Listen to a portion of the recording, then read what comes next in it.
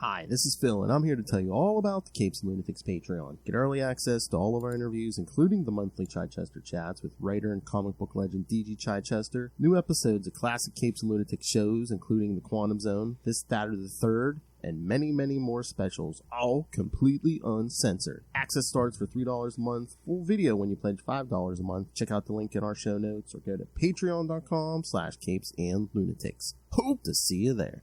Hold on. This is Jerry Conway, and you're listening to the Capes and Lunatics podcast. I'm here for Peter. It's been a while, but she's finally back for more Peter. Welcome back, kids, to another episode of the Ultimate Spider-Cast. I am Phil. Joining me, as always, once again, she's back, kids. It is the deadliest... Go ahead. No, go ahead. I was going to say, the deadliest thing under a full moon. It is. Oh, okay, fair enough. Full filter. Howdy. I don't know when she's more deadly. If she's had a few drinks. If she hasn't had a few drinks. Nobody knows. Nobody knows. There's an exact formula of dark rum and tequila and...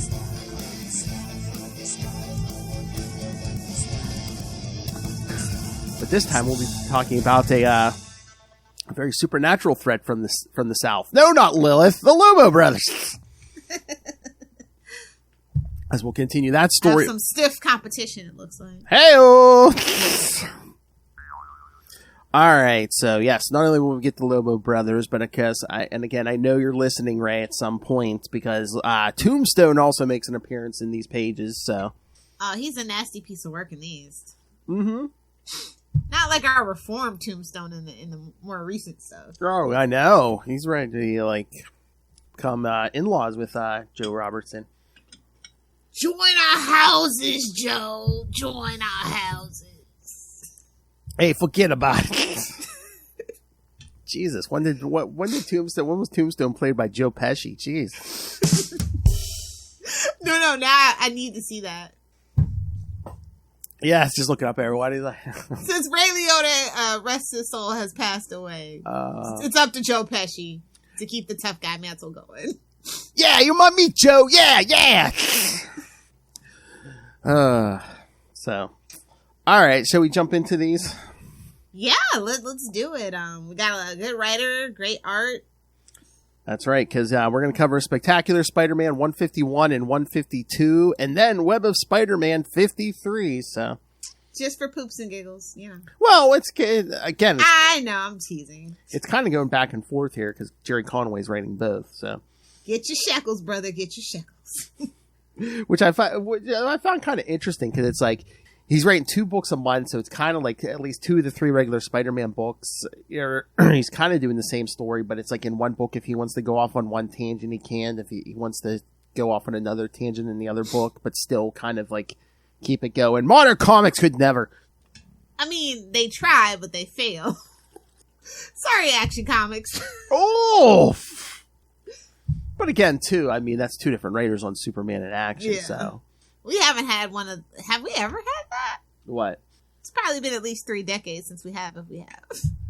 Yeah, I can't remember the last time we had, like, the same writer on, like, two characters' books. Because even, like, the Superman Triangle number era, it was all different writers on those books. So I was thinking, I was like, I don't think it's happened. The Bat books, kind of... I mean, again, back in the 90s, I mean, Signal of Doom... mascot Chuck Dixon was writing Detective Comics, Robin, and Nightwing, and Birds of Prey for a while. Yeah, that's a little different. Yeah. Like it's a lot easier to juggle Batman specifically, where Superman didn't have a family and Denny did, and then they tried to do it's like a whole thing. Yeah, it would give you a headache if you were trying to write like all the Superman books from that time. Oh wait, I'm sorry, I didn't want to offend any of our audience members. We did mention Batman. My favorite character. Chances never 0. And I know you're listening, Ray, because Tombstone's in these issues. I know you're listening. Buckle in, kids. Phil's about to be a petty boy. Just call me Starscream, baby. Oh no. Finn, tell your dad Batman is awesome. Oh, we definitely have to get something nice for Finn for his birthday. Yes. Oh. Maybe a cape and cow. Maybe a grappling hook. Batmobile, little Batmobile or something. Oh, a Batmobile Power Wheel, yeah. Oh, yeah. Keep running that into your father. We'll work on it. We'll workshop the idea. Hey, Dad, where's a mooncopter? Oh, that's right. They don't make one. Yeah. Give Funko Pops time. They're restructuring. They're on the brink of freaking bankruptcy right now. Really? Really? Oh, yeah. Oh, man. Oh, well. It's so bad GameStop's thinking about buying them. If that tells you anything you need to know. You know what? They might be, because we were in there yesterday and they were selling that. There was some Funkos 2 for $20 in there. Yeah. I looked and I was like, ooh, 2 for $20, but there was nothing I wanted. Yeah, they had a massive another round of massive layoffs. Yeah, like last year and this year haven't been that great for them. Which remind me on Capes and not Capes, but Salty and Petty, and we can get into it. Really, one of my little snuggie rants. But yeah, it's sad news. See, they thought they were the king of the toy industry, and then they just, for all they realize is it's more than that. I wouldn't even say they thought that. They never thought that. It's a pretty interesting company history, honestly. All I'm saying is they were just getting big heads. Bobbles, if you will. All right. Sorry. Let's start with this. What? Yeah, let's get to the penitentiary. Oh, my. Where all good stories start. We picture it. Lewisburg's federal penitentiary. In the shower room, in the soap drop. Wow! Reading the pages of Spectacular Spider-Man or Lilith Hellfire's hard drive. All right. Hard to tell on this one. Hey-oh. All right. It's giving orange is the new black is all I'm saying. All right, so picture it. This story starts. It's in his prison purse. All right, Spectacular Spider-Man 151 from June 1989. Lockup. June 89. Oh, yeah, come on. 11-year-old me's like, yeah, beat him. All right, writer, of course, friend of the show, Jerry Conway. Friend of the show, but not friends of blondes, Jerry Conway. Lover of bridges. Hater of blondes. Penciler and inker, get your shekel, kids. Sal Buscema. Somebody's getting a right hook. Oh, yeah. Yeah, Little Hellfire's next date. All right, colorist, Bob Sharon. Letterer, Rick Parker. And editor, Jim Salicrup. All right, Spider-Man sneaks onto the site of the Lewisburg Federal Penitentiary, where he uses his abilities to sneak past the guards in order to get to the window outside of Joe Robertson's cell.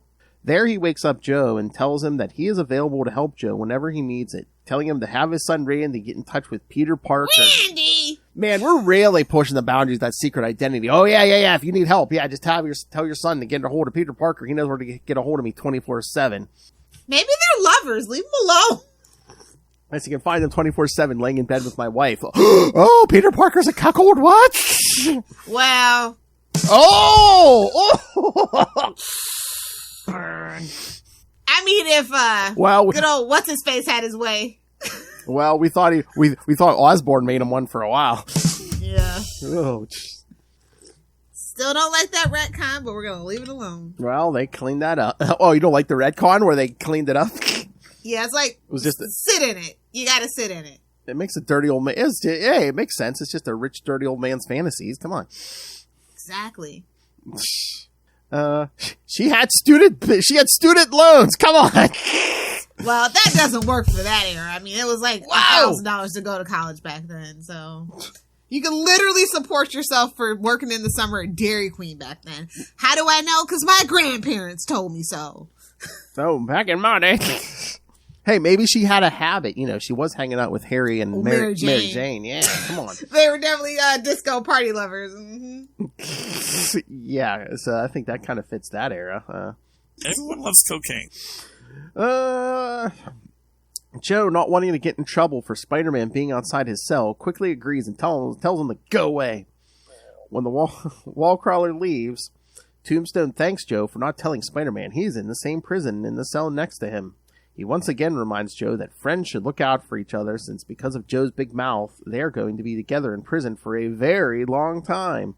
Together forever and ever. Oh my.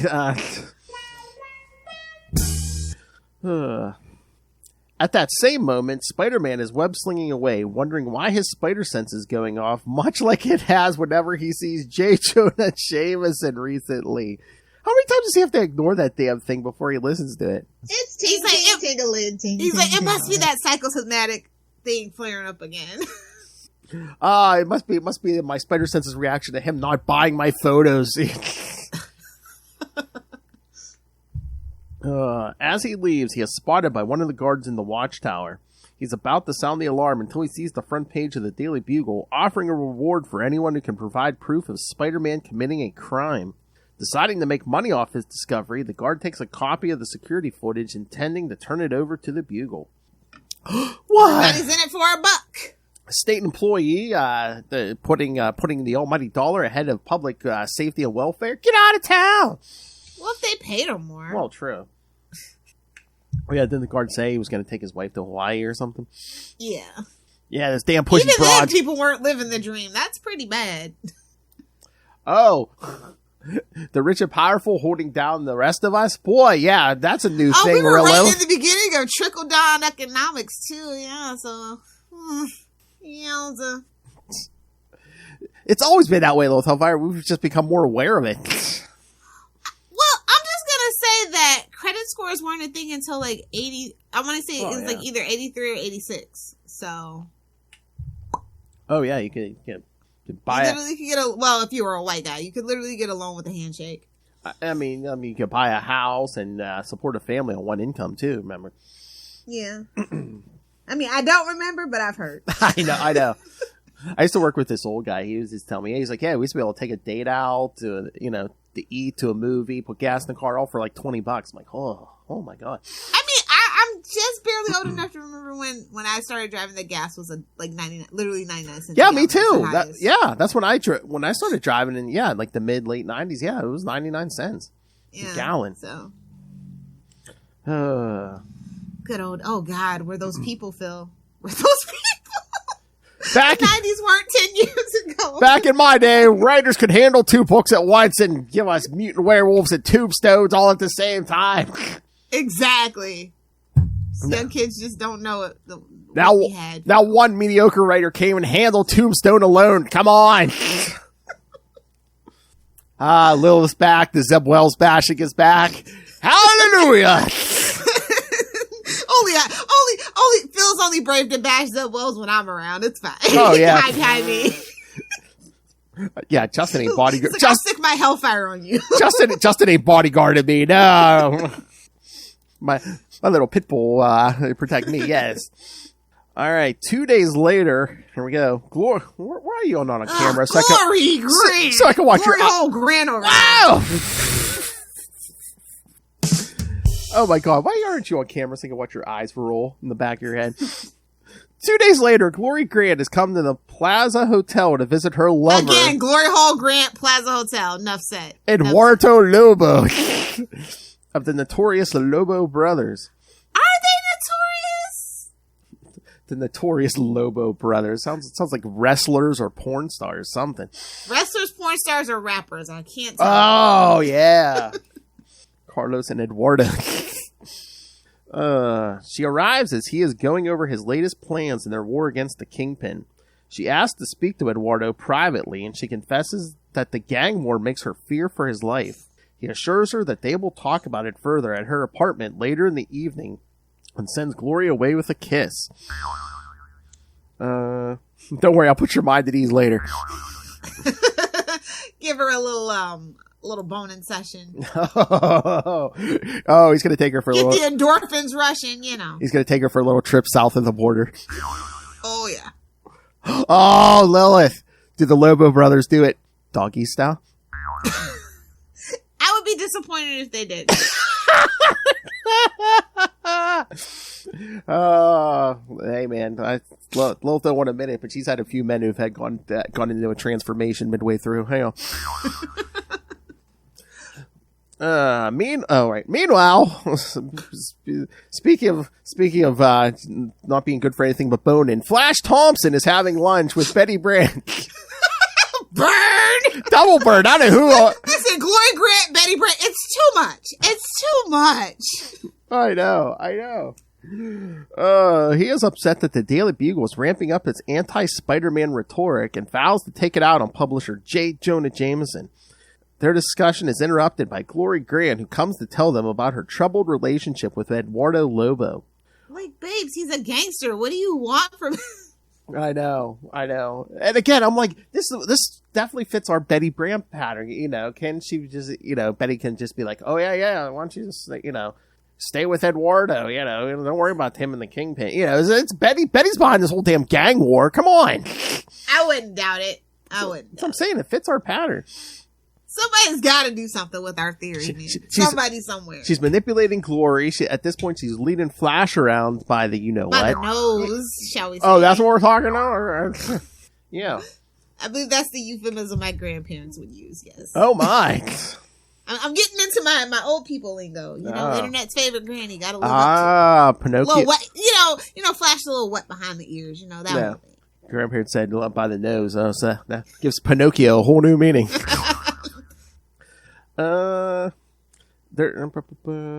okay. Here's another eye roll. While in the deserts outside Hartsdale, New Mexico, the puma races to his home.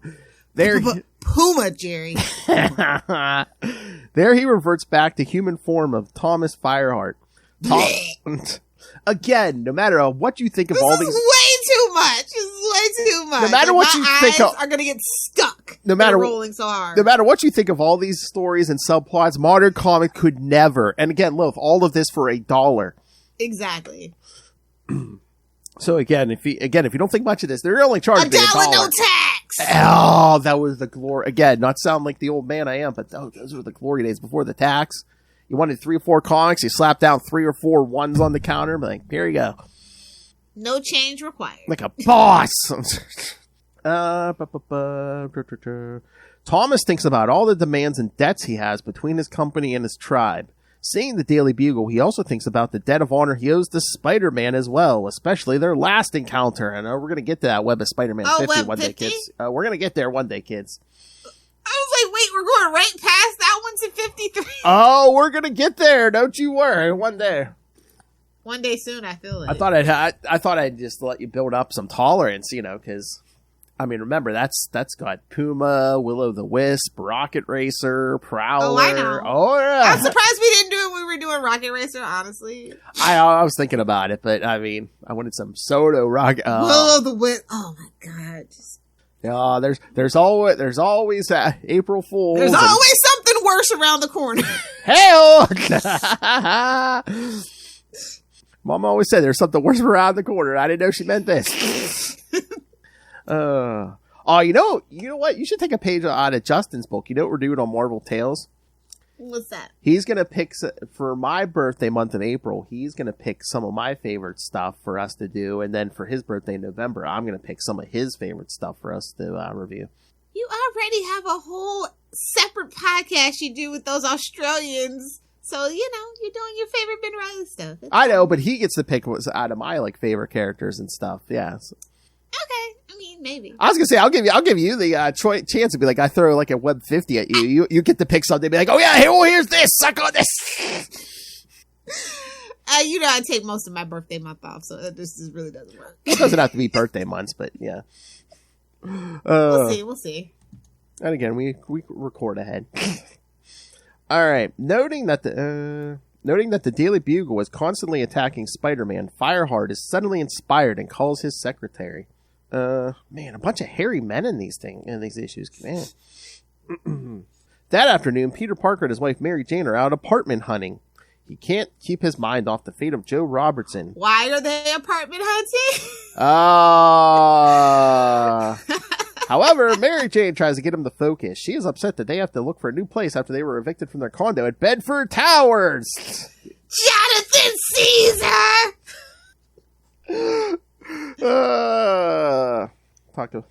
Talk about action in prison. Jeez. Just tell me your name's Mary Jane. Yikes. At least the couple have each other and they begin to kiss. However, Peter's mood is soured again when he notices yet another negative story about Spider-Man in the Daily Bugle. Furious, he departs to do something about it, changing into Spider-Man along the way. Meanwhile, back at the Lewisburg prison, Joe Robertson is using a steam press in the prison laundry. His hands are his hands are almost mangled when Tombstone pushes the lid down. That's when Joe notices that they are not alone, as there is a group of prisoners surrounding them. Tombstone grabs Joe by the throat, intending to get revenge after Robertson got him arrested and thrown in prison. Choke that chicken! Literally, yeah. Exactly. However, before Tombstone can harm Joe, he is grabbed by a massive prisoner who calls himself Bruiser. Oh, that can't be good. No, I mean, kids, massive. I mean, he's Kingpin size. Yeah. He doesn't like how Tombstone is causing trouble and convinces him to let Joe go. Bruiser has decided that he is going to make Joe his special friend. Better hang on to that pocket for dear life, Joe. I was going to say, I mean, you don't want to be anyone's special friend in prison, right?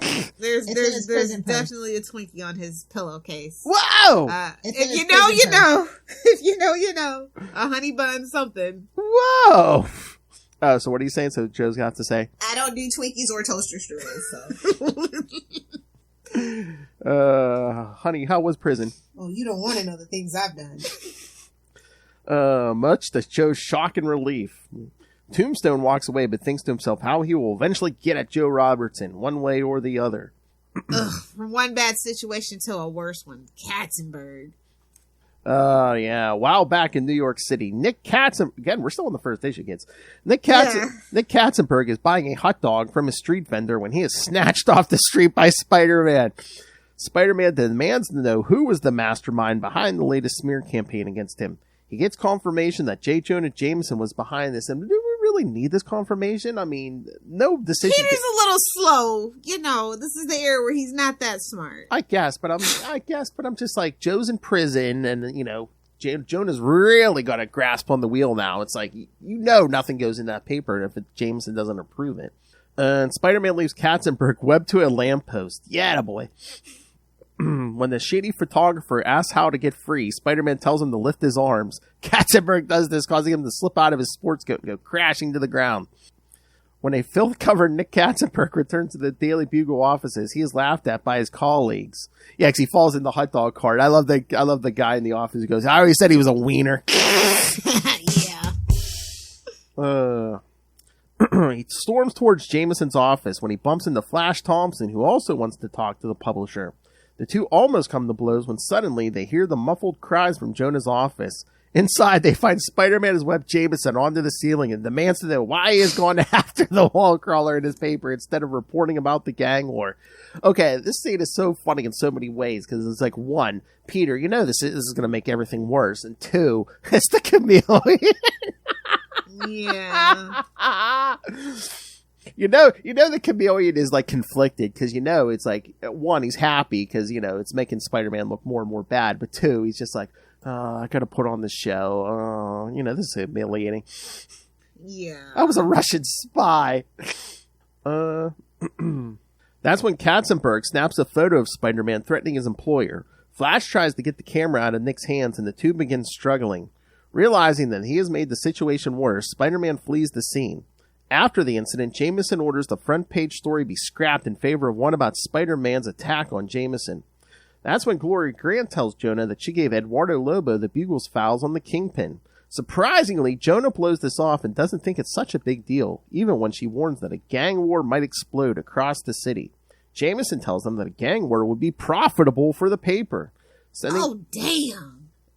Setting them the way, Jameson returns to his office and tells them to leave him alone. So, again, I mean, depending on who's writing it, I could see Jonah maybe kind of almost being like that. But again, it's the Chameleon, so. Especially if he was like getting his like Rush Limbaugh on like in the podcast era that we had. Like, yeah, definitely I could see that. John, I don't know about this one. Yeah, but again, it's the Chameleon, so he's like, oh yeah, excellent. Let those. This definitely should be red flags for everybody. Oh yeah. And Jameis, he's like, let the Kingpin and the Lobos tear each other apart, and I'll be here to pick up the swing in and take New York. For Russian spy to like crime boss, I mean, well, it's not a stretch if you know, but still. Well, again, remember that wall's down, Lilith. Yeah. Just barely, but yeah. Call me, Russia's not in a good place at this moment in history. So, maybe move and become a crime boss in New York or stand in line for toilet paper. That's a tough it one. was never that bad for people with money in Russia, period. True. So. Yeah, but remember. To this day, that remains true. But remember, he's like a bastard child of the Kravinoffs, as we later find out, and they didn't want to acknowledge him, so. True. He's basically the child Arnold Schwarzenegger had with the maid. Who looks just more like him than his son with Maria Shriver does? That's none of my business. Remind me that's definitely something salty and petty. Scandals we have put it on the list of scandals. I love how Maria Shriver and the others were shocked when they found it. Yeah, I found out. Yeah, okay.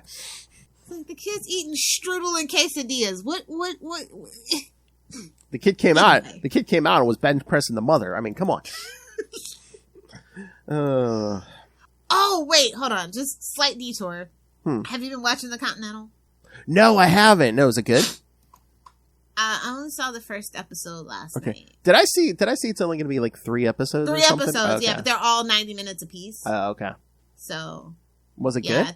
Let's cover that for Salty and Petty if you can get caught up. Yeah. I think the last episode is this Friday, so. Oh, okay. I mean, we could just do it whenever, but kind of as close as possible. Yeah, I was going to say, maybe like first one in November, maybe?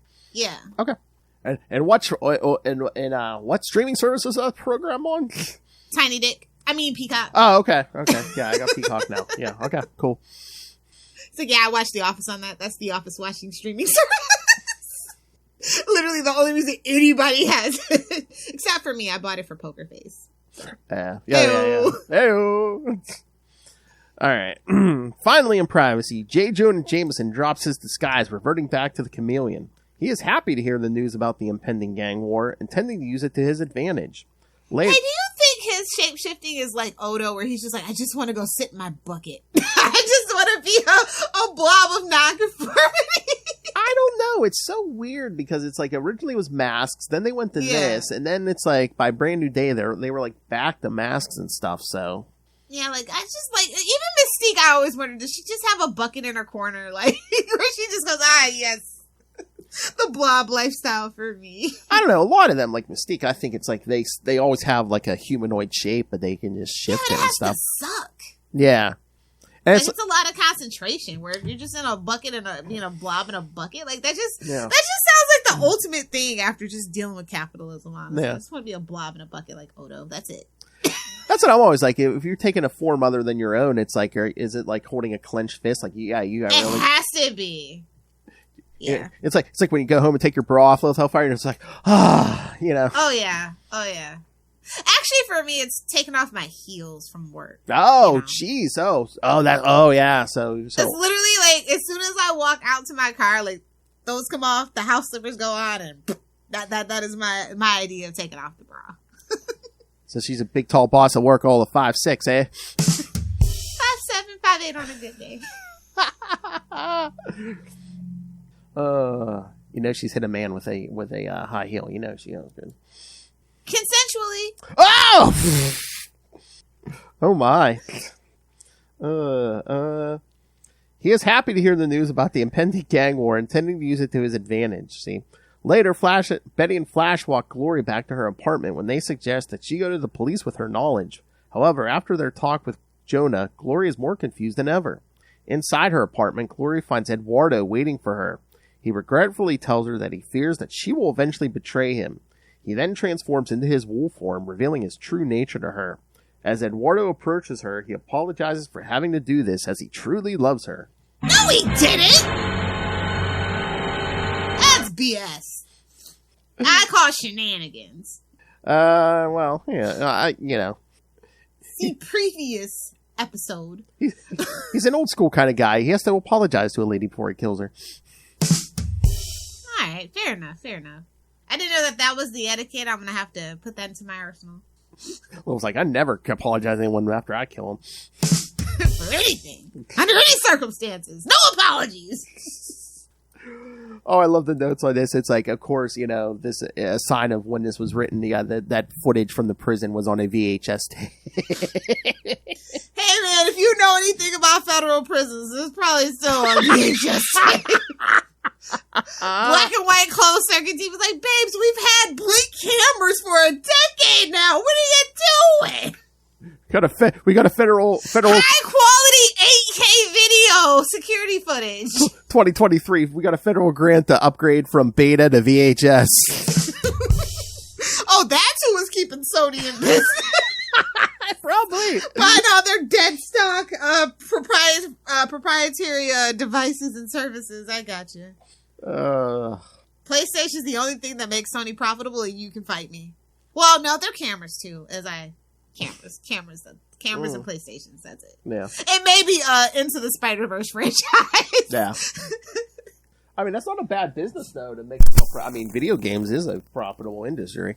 Well, as long as you're paying a fair wage, nobody strikes. Well, yeah, true.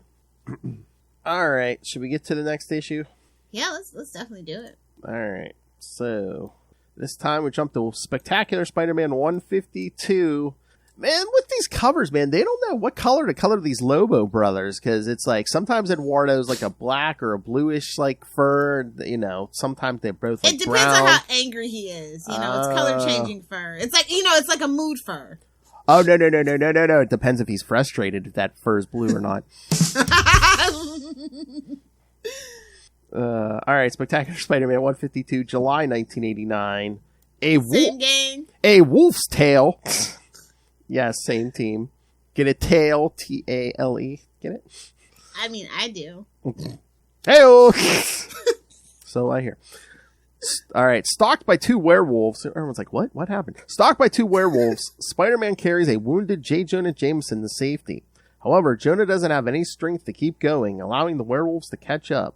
After slaying Spider-Man, the duo pounces on Jameson. With their prey dead, one of the werewolves changes into Eduardo Lobo and asks the other how their first kill felt. The second wolf is afraid and reverts into Glory Grant. Dun dun dun. Exactly. Now that's a sex dream. Whoa! She begs to know what happened to her. Eduardo embraces Glory and tells her that she is killed and nothing will keep them apart ever again. With this, Glory turns into a werewolf again and howls at the moon. Much like my favorite bar, or franchise of bars. If you know, you know. Oh my! Who has sex dreams like this, little Hellfire? Eh? We're killing. We're hanging out with naked men from the South. Come on, little Hellfire. Who has dreams like this? I'm just saying, family relatable content for me.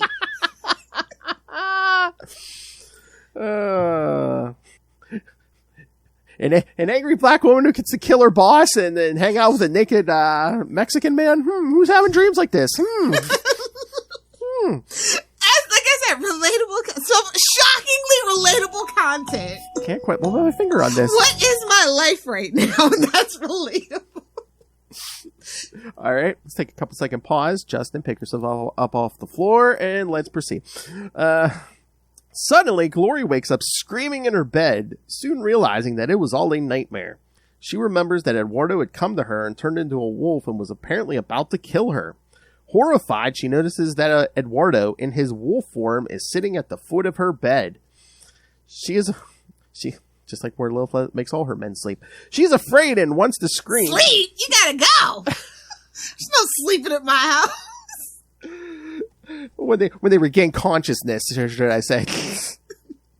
After several blows to the head. She is afraid and wants to scream, but looking into the werewolf's eyes, she can't bring herself to do it.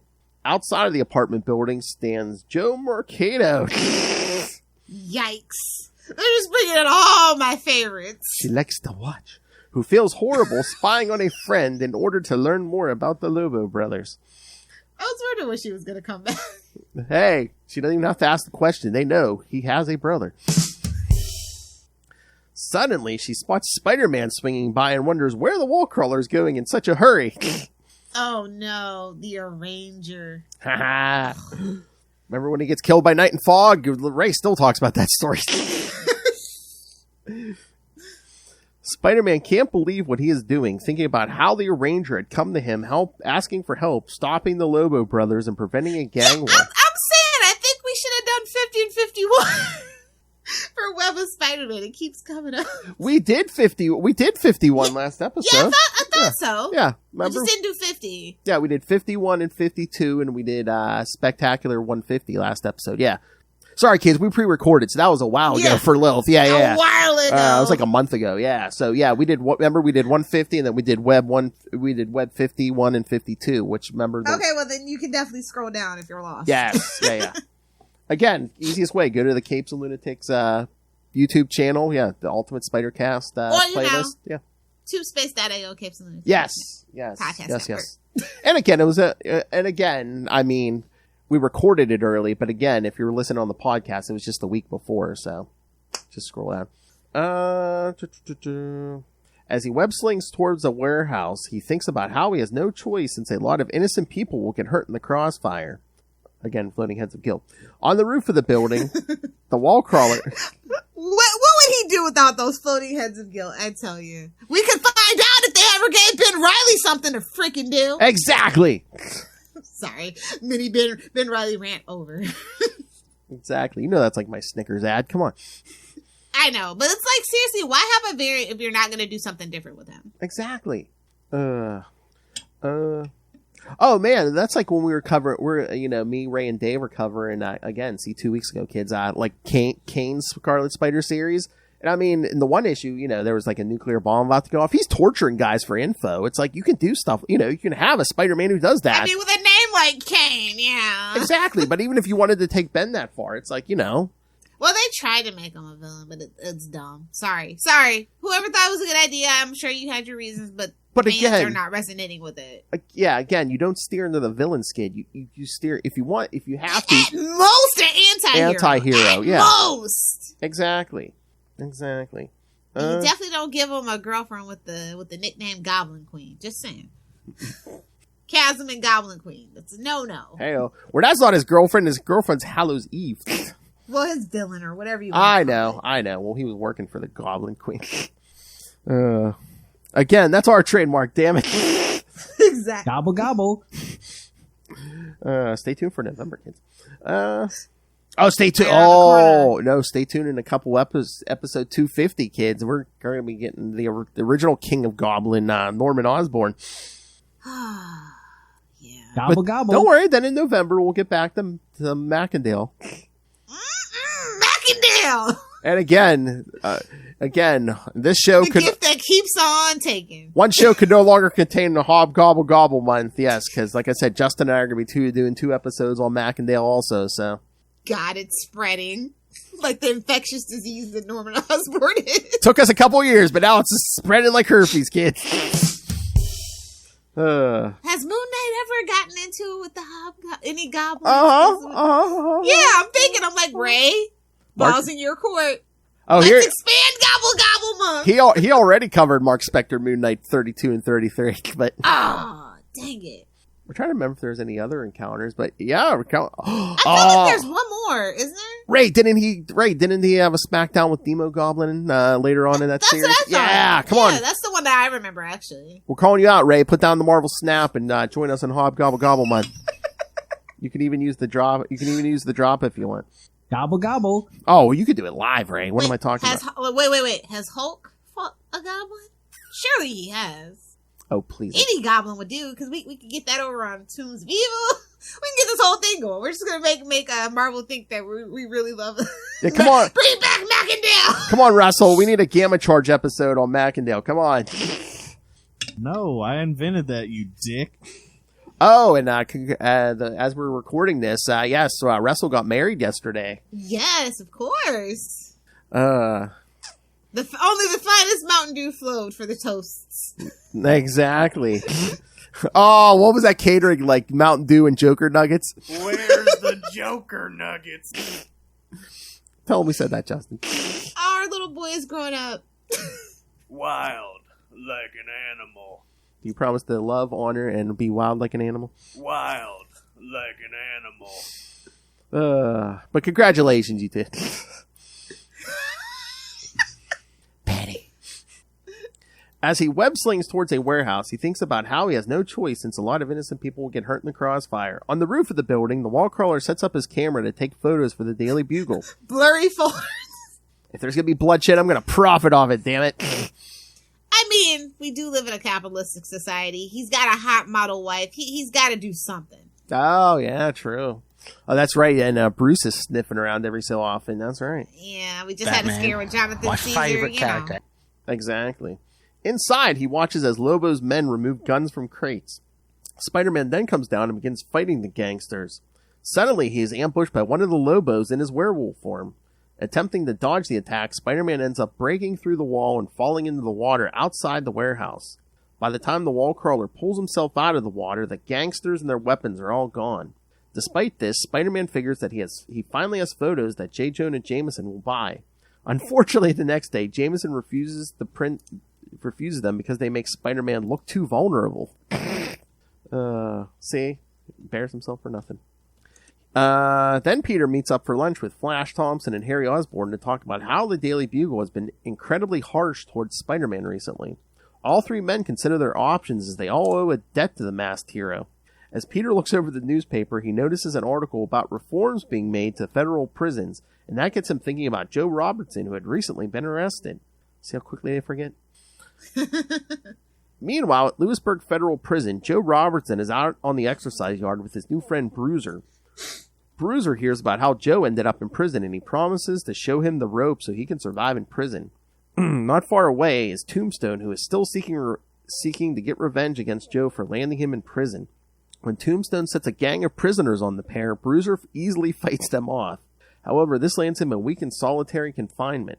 However, as he is being taken away, he tells Joe not to worry, as per the code of honor among prisoners, Tombstone won't make another attempt against Joe's life until after Bruiser is out of solitary. That evening, back in Manhattan, Spider-Man pays a visit to the Arranger at the Kingpin's tower. He confirms that the Lobo Brothers are preparing for war and suggests they get the Kingpin involved in suing for peace. The Arranger refuses to do so, telling Spider-Man to do whatever it takes to stop a shipment of arms or there will be blood on their hands as well. As Spider-Man swings off, both he and the Arranger can't be rid of each other, think how they can both be rid of the other one as soon as this is done. Later that evening, at the apartment owned by Glory Grant, Glory asks Eduardo, why Eduardo spared her life when he said that he was finished with her. And again, remember, this is the same Chelsea apartment where Peter Parker used to live, so Miss Muggins was always on his case for making noise, but a mutant werewolf's not making no noise. Miss Muggins, Peter was a wimp, so she just kind of trampled all over him. Okay. She knows when to peep up and when to pipe down. She knows not what to disturb Karen, aka Glory Grant. Exactly. Oh my. After a moment's silence, he begins telling Glory about his past. Eduardo and his brother Carlos never knew their father, and their mother died giving birth to their children. The orphans had to fend for themselves, often stealing what they needed to survive in the native Puebla de Zaragoza. They were never caught as they could see in the dark, but they also discovered they had a thirst for violence. Same, bud. I was going to say, damn. However, again, this is relatable content for me. Finally, it is Love's time to shine.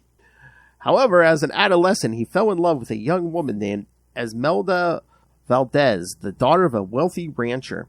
He thought her out of reach until the day he came to her aid when she was thrown from her horse.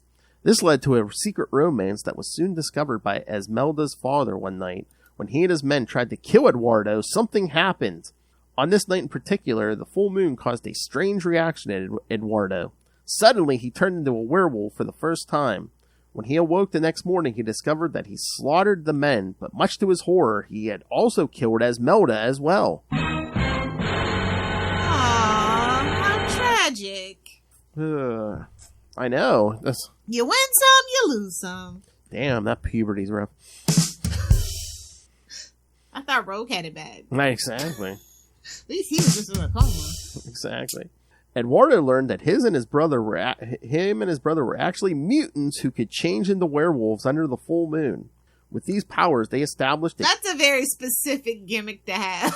I know.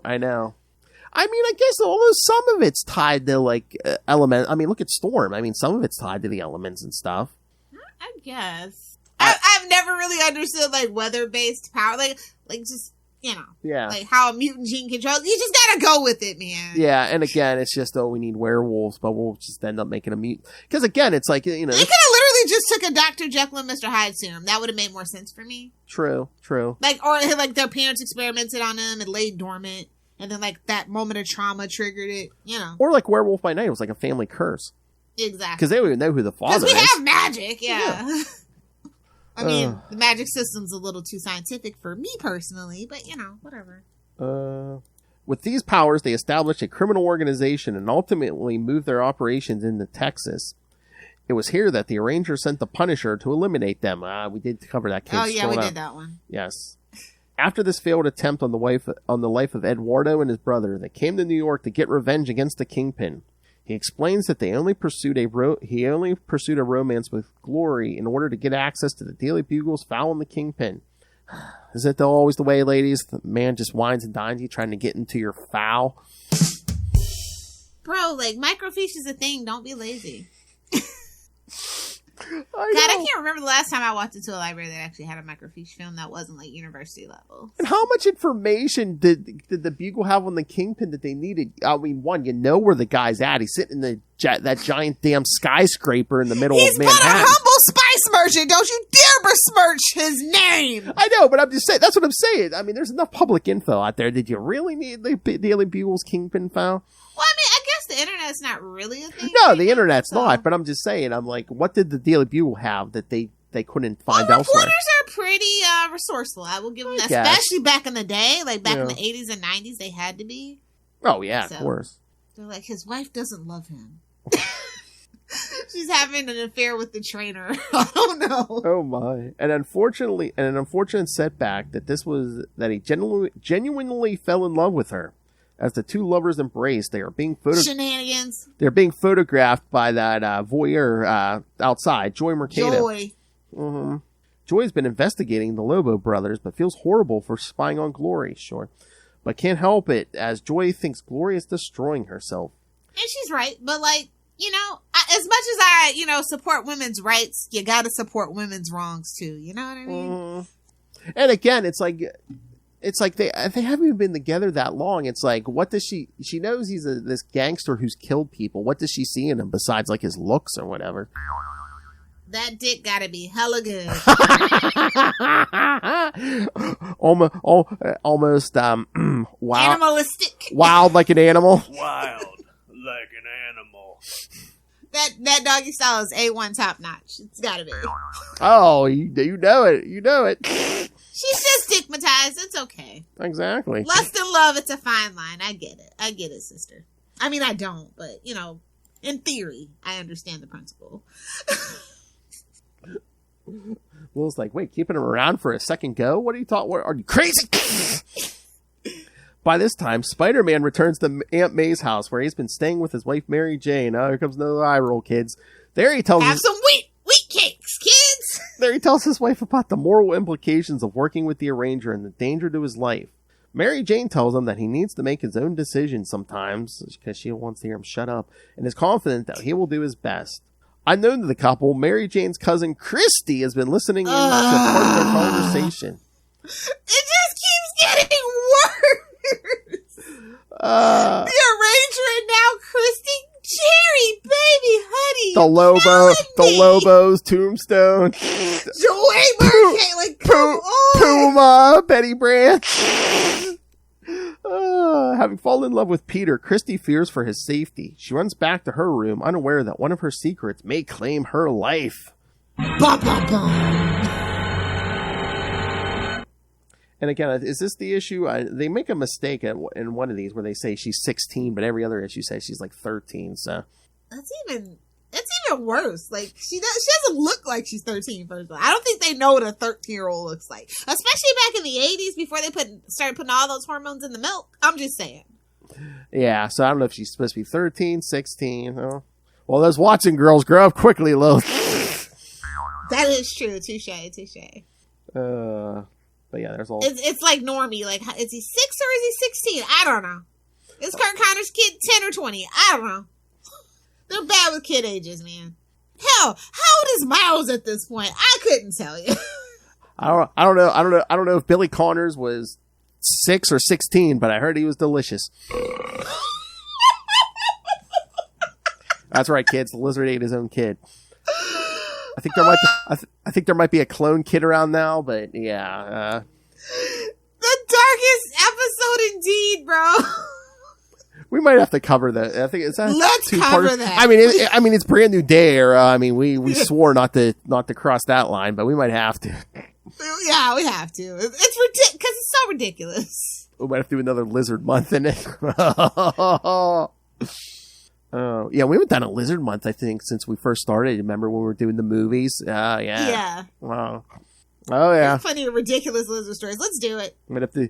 Oh, yeah. Promote it like the darkest Spider-Man story ever. Oh, we could just find a bunch of them, actually. What, the darkest Spider-Man stories?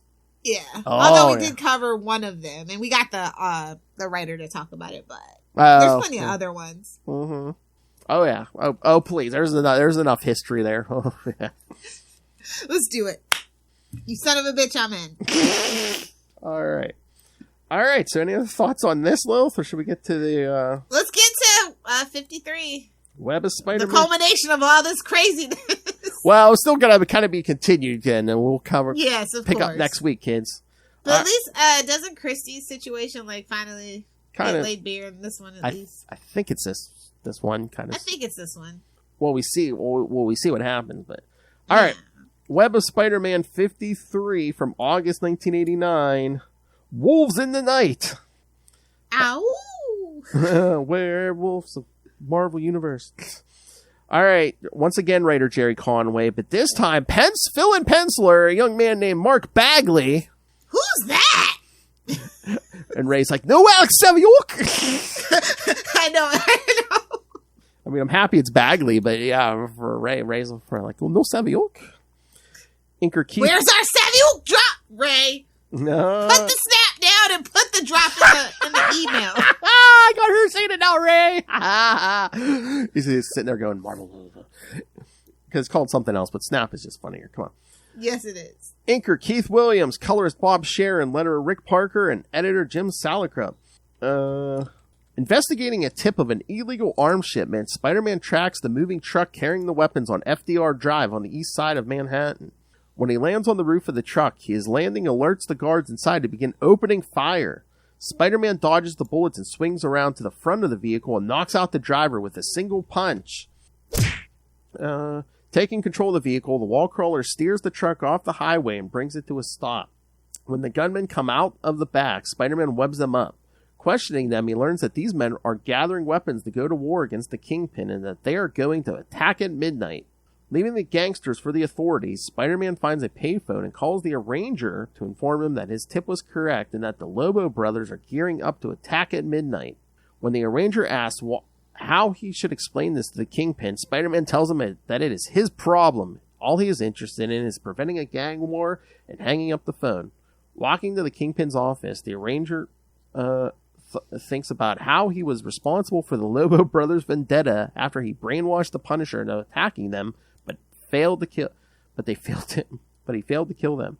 1 hour later, Peter Parker's at the Daily Bugle office where he tells Kate Cushing about the impending attack and how the police didn't believe him. He hopes that J. Jonah Jameson will run the story even though they don't have any corroboration. Unfortunately, the way Jameson has been acting of late, Kate can't really be sure of what Jonah will do about this news. When they go to Jonah's office, the publisher sets off Peter's spider sense again. Idiot. Making him wonder why Jameson has been setting it off recently. When Kate tells Jonah about Peter's tip, Jameson dismisses it as rumor and speculation. Angered at this dismissal, Peter storms out. Kate is concerned with how Jonah treated Peter because he is their best photographer. Jameson scoffs at this, saying that Nick Katzenberg is the new top photographer of the Daily Bugle. He then brings Nick into his office to discuss their next anti-Spider-Man article, closing the door in Kate Cushing's face. Kate is insulted, but she can't quit because of her loyalty to Joe Robertson, who is presently in jail. On his way out of the office, Peter Parker is stopped by Joey Mercado, who is concerned about Glory Grant. Going for coffee, Joy explains that she has been spying on Glory after discovering that she has been dating Eduardo Lobo, one of the Lobo brothers, and fears that he is using her for something. Well, yeah, he's using her for something. A whole lot of something. With classified files and, classified files and... Superior puss!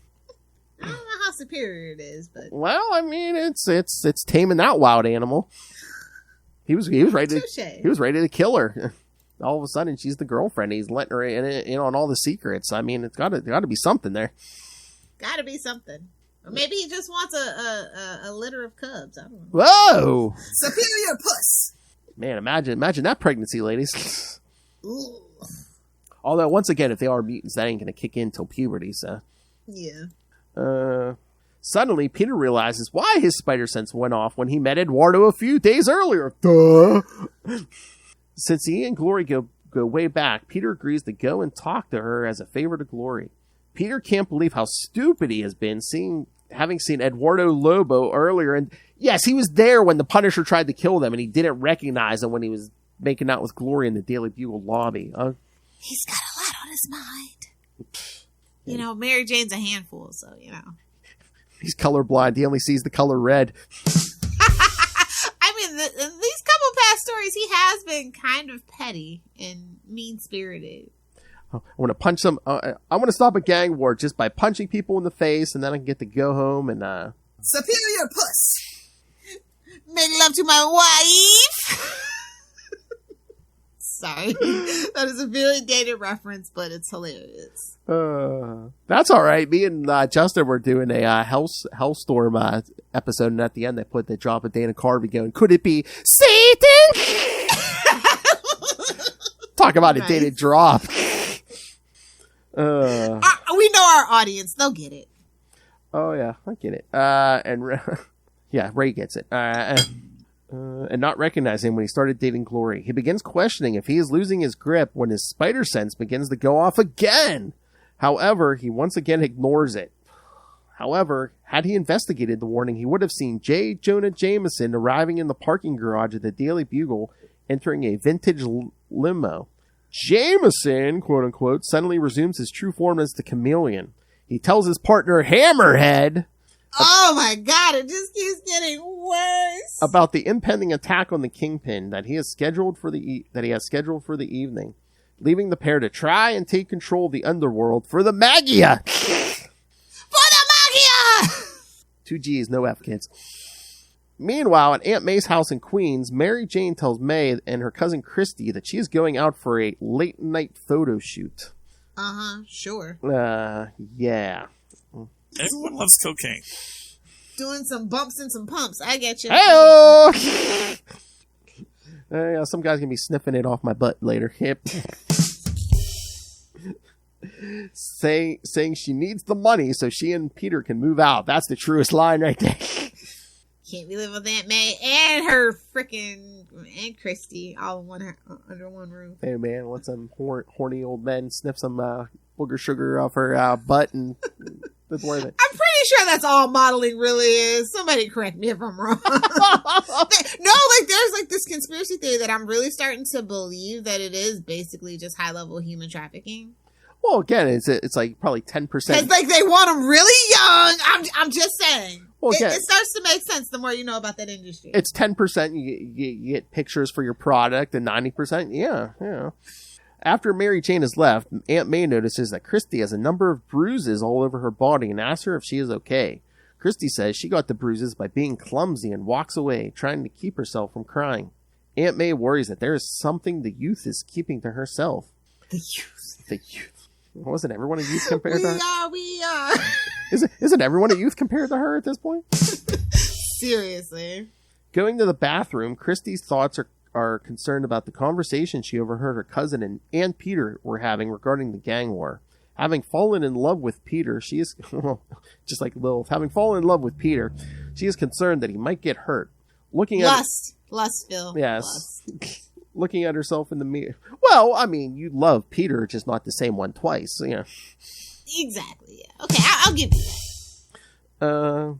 Looking at herself in the mirror, the rail-thin girl thinks she looks fat, and as long as she isn't as beautiful as Mary Jane, she won't tell Peter how she feels. Models cause body dysmorphia. Dismantle the beauty industry. You fight that uphill battle, Lilith Hellfire.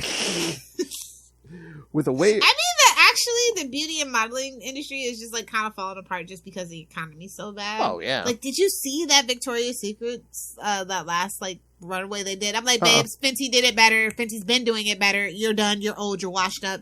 We all know your secret, okay? Just go away. Oh, yeah. Victoria's Secrets can just go away. Well, they've been on their way down for a while, haven't they? Forever. And then all of a sudden they had the nerve to try to have a resurgence, and I'm like, babes, when's the last time you even saw somebody with pink sweatpants on? It's all about Lululemon now. Just go into obscurity quietly, please, and quickly. Just stick to your corner of the mall and collect whatever shekels you can get in your tin cup, okay? Exactly. Unless you want to sponsor us. No, okay. I wouldn't take it. They're a terrible company. Well, and top to bottom. Again, if they're in the position we think they are, I don't think they can afford it. I'm definitely not taking Victoria, whatever that perfume all the girls used to wear back in high school. Yeah. I'm not taking my sponsorship money in that for sure. You mean their version of Axe body spray? Basically, yeah. Now, Bath and Body Works, if you want to sponsor us, we're open. We're open to that. Mm-hmm. Kristy locks the bathroom door, intent on doing something to get rid of this feeling, and no, kids, not this. I mean, that's the better option. Healthier option. I mean, not suppositories though, because no. Just letting nature take it. Just good natural bowel movement. Just eating some Taco Bell and letting nature take its course. Don't you dare besmirch Taco Bell's name. That is the goal for the sponsorship. Better Arby's. I like Taco Bell and Arby's. I eat at both places. I'm not saying. Just don't eat the beef. Eat the chicken. Like I tell everybody, just don't eat the beef. Man, she's holding it aside like that cow at Chick-fil-A. Eat more chicken. Eat more chicken. That is the key to not getting the runs at Taco Bell. You have to eat the chicken. I've lived my life by that for 10 years. I'm just saying. Chicken chalupas. Superior. Take it from the drunk at 2 a.m. expert, Lilith Hellfire, kids. Exactly. All right. When the Taco Bell staff knows your card, knows what you're going to order, we got you. So, you're one of those people. They see you walking up there like, oh, we know exactly what she's going to order. Oh, my. Later, Spider-Man arrives at the Chelsea apartment of Glory Grant. Slipping into the bedroom window, he finds the apartment deserted. He finds a pair of shredded pants that belong to Eduardo Lobo. Man, they like it rough. It's like Twilight. They turn into wolves. The clothes just dissolve in thin air. Man, she really needed to get that. At least they addressed it, unlike the Hulk. Like, literally, they're like, man, we've been going through so many shoes and shorts, man. They don't even wear shirts anymore. It's just shorts and shoes. Man, she really needed it. She ripped them pants right off. Inside, I think the pants come off next. Pants get shredded off next. I think the pants come off next. That taste is still in my mouth. And that taste, dog hair, kids. Yuck, wet dog smell. That's why you get yourself a short hair. That's all I'm saying. Oh my! Inside the pocket, he finds a rental slip for an aircraft hangar. A lead on where the Lobos might be. I don't think that's how that works, but... coincidental clues. Marvel's New York, sure. Okay. You got me there.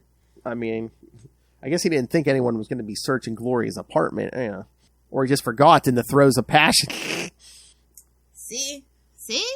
Makes you dumb. Well, until you're done. While in Midtown Manhattan, the Arranger has beefed up security at Fisk Tower. These provisions include bulletproof glass, titanium window shutters, guards both inside and out, among other defenses. So far, the only thing they can report is that photographer Nick Katzenberg is sitting in the diner across the street. Satisfied that the office is secured, he goes up to report to the Kingpin. After informing the Kingpin that they are ready for the Lobos, the Kingpin states that he has also made preparations as well. He warns the Arranger that they will discuss his part in the Lobo fiasco after they have been dealt with. Outside of the office, the Arranger fears for his life and wonders how the Kingpin can be so calm in the face of his upcoming attack. How could that dummy sit there looking all calm? Oh, that's it. Sorry, kid. That's a spoiler for next time. Meanwhile, Spider-Man arrives at the airplane hangar at LaGuardia Airport. He's quickly spotted and has to dodge gunshots from the Lobo gang. Although the gang members are heavily armed, Spider-Man easily takes them all out. Suddenly, a spider sense begins to buzz and narrowly avoids an ambush by both of the Lobo brothers, who have changed into their werewolf forms. Because the two mutants are so fast, Spider-Man has to be on the defensive. Suddenly, the hangar door opens and a helicopter comes flying out. While the web-slinger is distracted... It's not a mooncopter. Calm down, Ray. Oh, I mean, but if anyone should have it, should be werewolf. Should have a mooncopter. For real, though. What a missed opportunity. They're like, oh, yeah, we just bought Moon Knight's old mooncopter. The Lobos are not about branding. At all. The Lobos leap onto the chopper. Get to the chopper! Spider-Man hitches a ride via a web line, but his presence is detected because of the added weight. Yeah, you got two mutant werewolves on board, but Spider-Man sets off, Spider-Man's 165 pounds sets it off. Okay. But I think it might have been a family curse because their last name literally means wolf and... Yeah. So it's like, no! I mean, unless they're just... What a coinky-dink? Like, really? I mean, have they had tests done? Maybe they're just assuming they're mutants. Once again, mutants get blamed for everything, Exactly. So, maybe it's just easier to say you're a mutant instead of, oh yeah, the dad we never knew, like, humped the werewolf, or humped the wolf. I don't know. That's the one thing that has bothered me, and I'm just like... I know. Again, I don't know why we just didn't go the supernatural route, but... Because they didn't want to infringe on Werewolf by Night, maybe? I don't know. Facing a hail of... mutants were big at this point. Facing a hail of bullets, Spider-Man has no choice but to dive into the East River to avoid getting shot. Once again, into the river, kids. This is twice this episode. Allowing the helicopter to get away. As midnight draws near, the Arranger waits in his office, taking the full blame for what has happened. He knows that regardless of the outcome, his life is over. Suddenly, he hears the rotor blades of a helicopter and is shocked to see the Lobo Brothers helicopter approaching the building. While back in Queens, Ant-Man and Anton Chekhov are worried about Kristy, who is still locked in the bathroom. However, they're... Anton Chekhov? Wow. We're just trolling the deep right here. I know. Chekhov's boarding room guest. Exactly. However, their frantic calls to the young girl go unheard as she is passed out on the floor. There's your double cliffhanger for this episode, kids. The Lobos are about to spray the office with the Kingpin and the Arranger's brains, and Kristy is passed out on the floor. Is she dead? Double your cliffhanger for the price of nothing. For the price of $1. Okay, let's actually do the podcast that we get paid nothing for. Hey, we have patrons. I know, but we could always use more. There's never enough patrons. Of course. Our patrons, Ray, Russell, Justin, and Mr. Moz Manzor. Our skinny rich friend. That's right. And you should be his friend too and subscribe to the Patreon. Exactly. All right, so thoughts on these, Lilith? Just utter ridiculousness. Like, I joke, it's like almost every single character that I loathe with the passion of 10,000 fiery suns, but still it's funny and it works, and it's fast-paced, at least. So, I mean, it's alright for what it is. I mean, think about it. I mean, again, I beat this point home, but, I mean, modern comics has trouble getting, like, one supporting character into a story, and how many did we have in this? They're literally like, check it off the box. Yep, we got him. Got Joe, got Tombstone, got Joy, got Betty, got Glory. And then Conway still had room to like... Hey, don't forget, we got Flash! and then Conway had room to like throw Puma in there and to say, oh, hey, look what story's coming soon here, exactly. kids. Like, off in the distance, Puma is looming over us. Don't you worry. Puma, Jerry. Oh, my. All right, so before we get out of here, I mean, again, kids, there was no interruption in your podcasting. You're welcome. But yes, it's been a month since Lilith and I have podcasted a Spider-Cast. So have you been keeping up on Amazing Spider-Man and No, I just totally been carefree, man. So you no Marvel, no DC the whole month. I've been carefree. So you haven't except for the DC we talked about because I just read it the day before we did that recording for Unlimited Justice. So you haven't been reading First Hunt? Oh, God. No, how's it going? Well, I mean, you know the premise, right? I mean, thanks to Kraven and the Goblin, Ashley Kafka, Queen Goblin, yes, Spider-Man has been infected with the sins of Norman Osborn, so now he's acting all evil. He beat the crap out of Norman, and now he's going after Mary Jane, and he wants to try to find Mary Jane and Paul. I think the point is he might be hankering to throw Paul off that bridge. Okay, that's the perfect way to wrap it up. I know, which I'm like, do they think fans were going to rebel against this? Yeah, it's like, no, that's an appropriate reaction, honestly. Mm-hmm. Okay, yeah, I mean, like I said, it's just so many side stories and unnecessary side stories for Spider-Man. I know. And his extended, characters and rogues together that I'm just kind of burnt out. So it was nice to have a month off. And now that he's evil, he's wearing the black suit again. Oh, good. We all love the black suit. I like the look of it, yeah. So that's fun. I mean, so it's canon? I guess. I mean, it appears to be, Because that's an odd choice. I mean, we still seem to be in the world Zeb Wells is setting up here, so. Okay. I mean, I'll get caught up by next episode. And of course he buried Kraven. Yeah. Even though Kraven's like, that was my dad, not me. And Spider-Man's like, I don't care. Tell it to the judge. So Norman's like trying to stop him, because basically it's all his fault. Because he was he didn't. He didn't infect him, but it is his sins. Yeah. Yeah. Okay. Oh, but I still, like I said, I'll get caught up. We might have to do a Capes episode or something, but I want to do an episode at least. Superior Spider-Man Returns #1 is coming out. Yeah, soon. Definitely. We did mention that. I'm down for that for sure. Yeah, I think it might be the 11th, maybe, but yeah, it's coming because I think that's going to be ongoing too. I think we're bringing back Superior Spider-Man. Interesting. By Slott. So not so interesting. No, I'm kidding. I mean, that's one of the... I don't mind Slott. Like I said, I've seen way worse at this point. Again, he's hit or miss for me. Like, I enjoyed his Superior stuff, but some of his other stuff, like stuff, Parker Industries, like questionable. Yeah, one of my least favorite things ever. I know. It's like, I don't think modern writers get down on his luck, Peter Parker. It's like they either make him too successful or they're really like, oh yeah, let's really F up his life. And it's like, no, he's not Matt Murdock. We've been there before. Like, what is worse than Brand New Day and Clone Wars? You can't do nothing. There's nothing you can do worse than those two things. Oh, and just to... but they try. Yeah, I know. But just so I can throw in a plug too. Yeah, they collected some of the digital stuff into there's like a big... oversized book, not Superior. What is that? Spider-Man. It's by Solid and Ahmed. It was the digital stuff. It's they put it out as a big issue 0 because they're gonna do like another a mini series. I don't know if this one's going straight to print or what, but it's like just in time for Halloween because it's like a thing was like chasing Peter in his dreams and stuff. I mean, it was actually pretty decent. Okay. Yeah. But because again, kids, check out the Daredevil podcast episode 57 where I talked to Mr. Solid and Ahmed because I did it. Like I said, that issue was good. His Daredevil #1 was good. Yeah, definitely. Because again, it's like Matt Murdock is a priest. Mr. Love Him and Leave Him. Matt Murdock is the priest. Get out of here.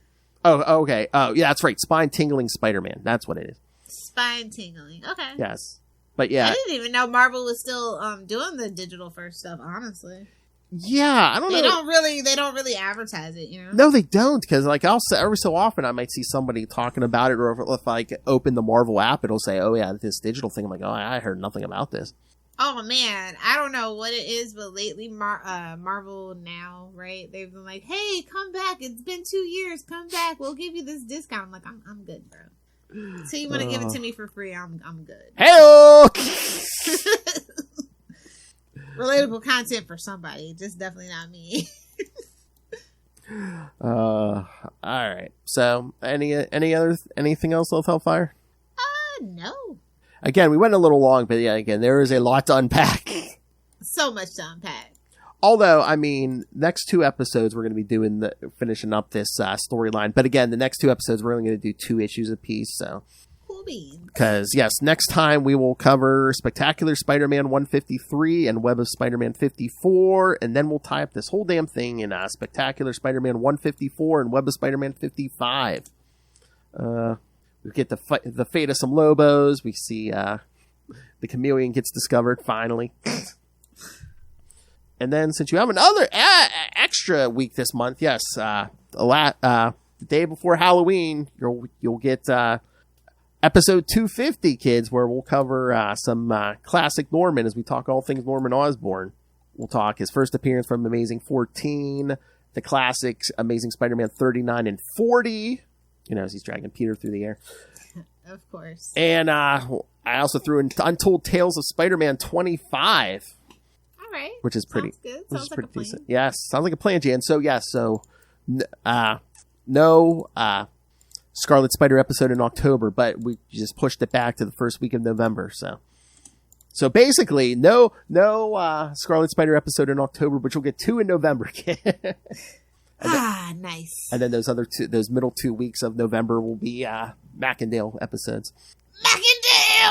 Get ready for the gobble gobble of it all. And again, kids, not only will we get Hobgobble Gobble here and on Marvel Tales, but in December here and on Marvel Tales, you'll get 2 weeks of Dazzler, kids. So, pow pow. Oh, and when we get off, I should tell you, Justin gave me an idea of what was something we can do for across shows for next December. Okay. Oh, you're gonna love this. All right, kids. All right, so send us all your thoughts. Email us, capesandlunatics@gmail.com, or call the voicemail 614-382-2737. That's 614-38-CAPES. And remember, you can find all things Capes and Lunatics, episodes, social media, merchandise, the aforementioned Patreon. Again, you'll never know what you'll get. Lilith Hellfire's Drunken Ramblings, movie reviews, anything. And again, all that old content's up there. This, that, or the third. This, that, or the third is up there. Again, you can listen to the Year of Hell, which is basically the superhero movie brackets. So find everything at tubespace.io/Capes and Lunatics Podcast Network. That's tubespace.io/Capes and Lunatics Podcast Network. All right. And it's been a while since we've heard from our internet granny. So where can they find you? Where can they find your lawn to get off of Lilith Hellfire?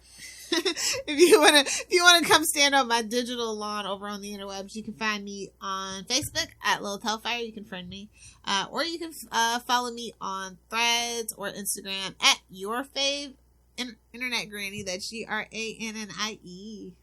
Either do the 6 or do the 9. Superior puss. Don't pull it out unless you're going to use it. That's true for guns and penises. And I know you're waiting with bated breath, Justin. Your mother's a whore! Or your favorite. Is that a sentient tongue? Quantum sparkly tentacles? Somebody's muffin's getting buttered. That ain't my business. Oh, jeez. Listen. Why do you want that? That's my favorite drop. Okay. Because it's called hentai and it's an art form. Sparkly quantum tentacles? Almost questioning it. Because you're never sure. You're never sure if it's tentacles or not. Oh, I thought you were always sure. I don't think those are tentacles. See, exactly. You got to know the difference. You got to squint. All right, kids. Thank you for joining us again. Next time, Spectacular Spider-Man 153 and Web 54, and maybe we'll talk some new stuff. If we dare. All right, kids. But until next time, swing on back. Flip, flip. The whip it good. Ow! May y'all get your hairy man. Good night.